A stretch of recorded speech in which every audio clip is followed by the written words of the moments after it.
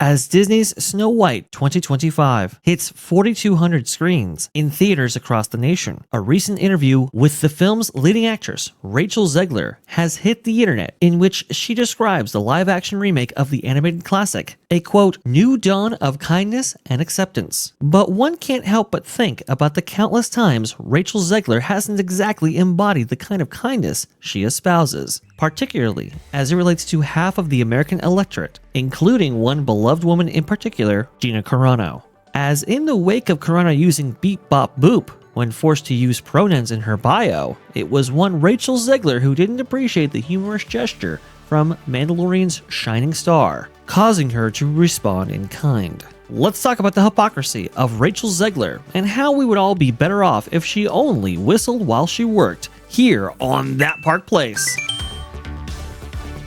Rachel Zegler. Yes, we do need to talk about her again. Rachel Zegler preaches kindness as world turns against her, but Snow White star's past treatment of Gina Carano was anything but. If you're following me on Twitter, you probably saw my little response to THR's article about this. This from M. Montanero. Rachel Zegler wants you to believe she's all about the kindness and acceptance. In her recent Allure magazine interview, she spoke at length about how her portrayal of Snow White is meant to inspire a new dawn of kindness and acceptance. When I hear that, all I think is the dawn of a new era between lion and hyena. That's a pretty good one. Well, I'll go ahead and say my commentary on this after we've set it up properly, because it's a very strange thing to say that as it relates to Snow White. According to Zegler, movies like Disney's Snow White can help fight division. Ironic, since I hate calling this thing Disney's Snow White, because it's not Disney's Snow White. It's Disney Corporation's live-action remake of Walt Disney's Snow White and the Seven Dwarfs. How dare you stand where he stood? Teaches audience to reject anger and promote unity. But when you look at how Zegler treats people in the real world, particularly those who don't conform to her worldview, her version of kindness starts to look a lot more selective. Take, for example, the way Rachel Zegler treated actress Gina Carano.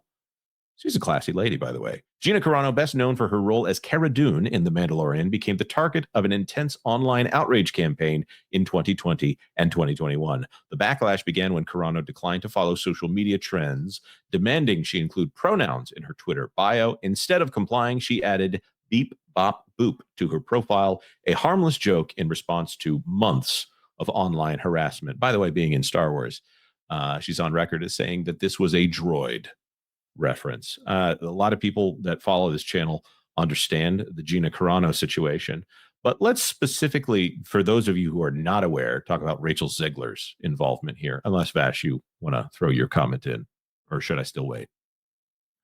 No. I think, please carry on. Yeah. Among those who jumped into the fray against Gina Carano back in 2020 was Rachel Zegler. Without naming Carano directly, Zegler tweeted, and you can judge for yourself whether or not this was talking about Gina Carano. Rachel Zegler, she, her, hers, do not make fun of pronouns. They are not a joke. Pronouns are validating. Pronouns are cool. Put your pronouns in your bio. I wear my pronouns on a button sometimes. It's a good thing. Bye. It's almost a song, isn't it? And then here's where it's really vague whether or not she's talking about Gina Carano on this. It's a fun time to remind you all to love Pedro Pascal. Now, seeing as Pedro Pascal is in everything, they could be literally talking about any production between 2020 and 2025. But yeah, this is totally about Gina Carano. Subtext couldn't have been clearer. But now today she's talking for kindness and wants it when it, as Marvin puts it, when it benefits her. I hope the world becomes kinder. This is a mean thing I'm going to say here. You first, lady. Yeah, I mean, this is really rich coming from Rachel Zegler, somebody who didn't want peace for half of the American electorate. That's really great right there. I'll say this: new generation of kindness. I don't think there's any princess more kind and sweet than Snow White and how she was portrayed in Snow White and the Seven Dwarfs. She's a very motherly figure that takes kind of the dwarves under her wing, and she actually she prays to have Grumpy like her. I mean, that's kind of how much she actually wants kindness and wants to be perceived as kind, and how much she tries to be kind and endearing and so forth, despite her really really bad upbringing and background right there. So I don't think you could be talking about a kinder princess than Snow White, and yet Rachel Zegler is going to deliver us the next age, or the new age of kindness from this character. Oh, okay, that's a thing. No, it's really rich, considering the attitude, and of course we've talked about it ad nauseum on this channel. The ad nauseum. Maybe I just mean to a point where it almost makes me sick.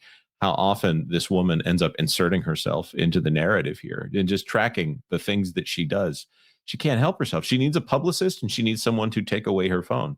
I often hear that William Shatner out there does not actually run his account, that he's got his granddaughter or something running that account. I think it would be better if William Shatner ran Rachel Zegler's account. I think that would actually be pretty cool. Have a grown-up take the phone away, keep her off Instagram, keep her off the Twitters, and just seriously. I mean, she probably has cost the Disney company easily $250 million with the fact that she won't just shut her mouth. She's going to retreat to Broadway for a little while, and then she'll be back to ruin something else. Exactly. She'll be part of the next box office bomb. And by the way, I mean, all of her films that have been released to the box office have really, really underperformed. And now she's doing it again. And again, I thought she was getting the message here, because she had been tracked by, let's say, TMZ, wanting to get her on record for saying some things. And they were actually favorable questions related to her. And she did not answer. Oh, good. That's good stuff right there. But then she just can't help herself.